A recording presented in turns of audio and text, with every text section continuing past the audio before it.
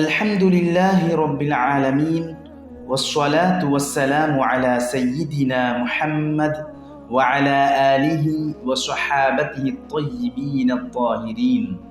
السلام عليكم ورحمة الله وبركاته. அன்பார்ந்த இஸ்லாமிய சகோதரர்களே, புனிதமான ரமலான் மாதம் எம்மை வந்தடைந்துள்ளது.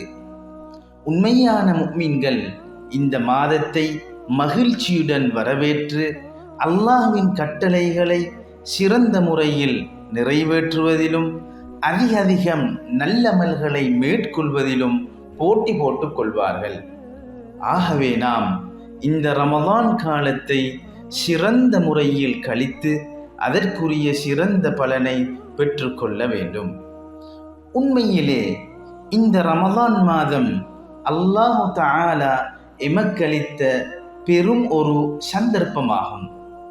இந்த சந்தர்ப்பம் மீண்டும் எங்களுக்கு கிடைக்கும் என்று எம்மால் கூறிவிட முடியாது.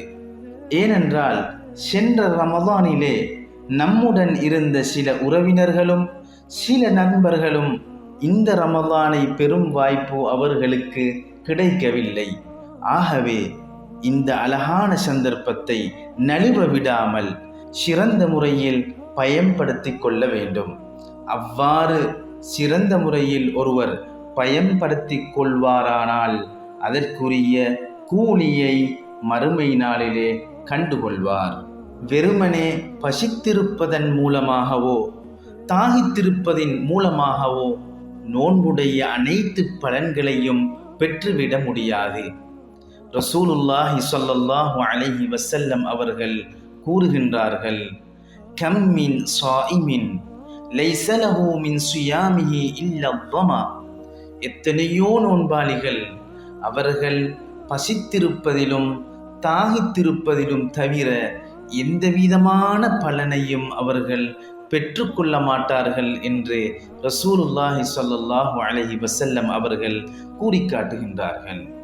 ஆகவே பசித்திருப்பது மாத்திரம் தாகித்திருப்பது மாத்திரம் நோன்பை நிறைவேற்றிவிடும் என்று நாங்கள் நம்பிவிடக்கூடாது. நோன்புடைய நிபந்தனைகள், நோன்புடைய ஃபர்துகள், கடமைகள், மேலும் இவைகளை நோன்பை முறிக்கக்கூடிய விடயங்கள் என தெரிந்து அதுக்கு மார்க்கம் கூறக்கூடிய பிரகாரம் நோன்பை நாங்கள் நோட்போம் என்றால் அது அல்லாஹ்விடத்தில் அங்கீகரிக்கப்பட்டதாக மாறிவிடுகின்றது. இந்த மகத்தான ரமலானுடைய மாதத்தின் பலன்களை அதிகம் பெற்றுக்கொள்ள இஸ்லாம் கூறிய நெறிமுறைகளை நாம் பின்பற்ற வேண்டும். இஸ்லாம் நமக்கு காட்டித் தந்த வழிமுறைகளை நாம் எடுத்து நடக்க வேண்டும். அதேபோல் இஸ்லாம் கூறும் ஒழுக்கங்களை பேணி நடந்து கொள்ள வேண்டும். புனித இஸ்லாம் எமக்கு வழிகாட்டிய அற்புதமான விடயங்களில் ஒன்றுதான் நற்குணம் என்பது. ரசூலுல்லாஹி ஸல்லல்லாஹு அலைஹி வஸல்லம் அவர்கள் நற்குணத்தால் மிகவும் உயர்ந்தவர்களாக இருந்தார்கள். அவர்களை அல்லாஹு தஆலா திருக்குர்ஆனிலே புகழ்ந்து கூறுகின்றான், வ இன்னக லஅலா ஹுலுகின் அஸீம்.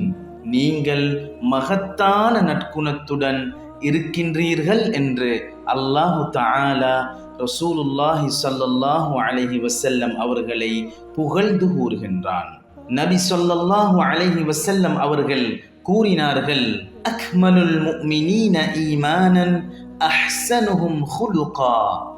முஃமின்களில் ஈமானால் மிக சம்பூர்ணமானவர் அவர்களில் மிகவும் நற்குணம் உடையவராவார் என்று நபி ஸல்லல்லாஹு அலைஹி வஸல்லம் அவர்கள் கூறி காட்டினார்கள்.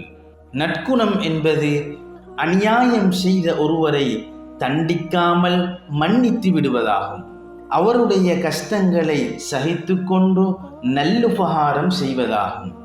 மேலும் பிறருக்கு ஏற்படக்கூடிய தீங்கை விலக்குவதுமாகும். இதனைத்தான் இஸ்லாம் நற்குணம் என்று காட்டித் தருகின்றது.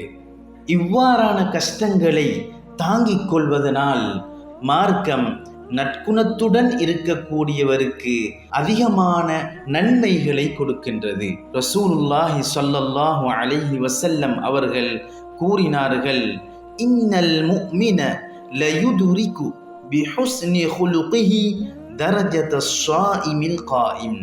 நிச்சயமாக ஒரு முஃமின் அவனுடைய நற்குணங்களின் காரணமாக பகல் நேரத்திலே நோன்பு பிடிக்கக்கூடியவர், மேலும் இரவு நேரத்திலே நின்று வணங்கக்கூடியவர்கள் இருவர்களுடைய அந்தஸ்தையும் பெற்றுக்கொள்கிறார் என்று ரசூலுல்லாஹி ஸல்லல்லாஹு அலைஹி வஸல்லம் அவர்கள் கூறி காட்டினார்கள்.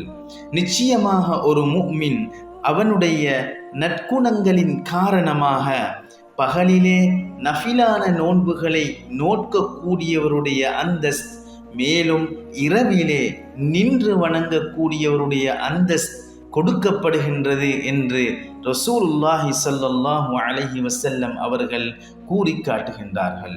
உண்மையிலேயே நற்குணம் உள்ள ஒருவர் இரவு நேரங்களில் வணக்கங்களில் ஈடுபடாவிட்டாலும், பகல் நேரங்களில் நஃபிலான நோன்புகளை நோட்காவிட்டாலும், இவருக்கு நஃபிலான நோன்புகளை நோற்ற ஒருவருடைய அந்தஸ்த், மேலும் இரவு நேரத்தில் நின்று வணங்கக்கூடிய ஒருவருடைய அந்தஸ்தும் வழங்கப்படுகின்றது.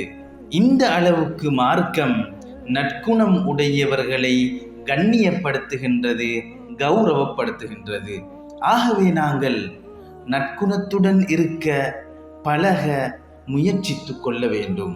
எமது உள்ளம் அல்லாஹுக்கு வழிபடுவதற்கு விருப்பமானதாக அமைய வேண்டும்.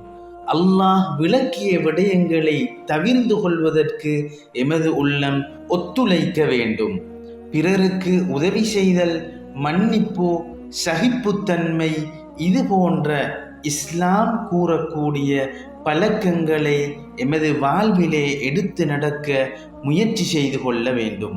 கண்ணியமான இஸ்லாமிய சகோதரர்களே, இது போன்ற விடயங்களை ரசூலுல்லாஹி ஸல்லல்லாஹு அலைஹி வஸல்லம் அவர்கள் எமக்கு வழிகாட்டி தந்த சில விடயங்களை வரக்கூடிய ரமலானுடைய நாட்களில் நாம் கேட்டு பயன்பெறுவோம். அல்லாஹு தஆலா நாம் பிடிக்கக்கூடிய நோன்பை ஏற்றுக்கொண்டு இந்த ரமலானுடைய மாதத்தை நல்ல முறையில் கழிப்பதற்கு அருள் புரிவானாக. வஸ்ஸலாமு அலைக்கும் வரஹ்மத்துல்லாஹி வபரகாத்துஹு.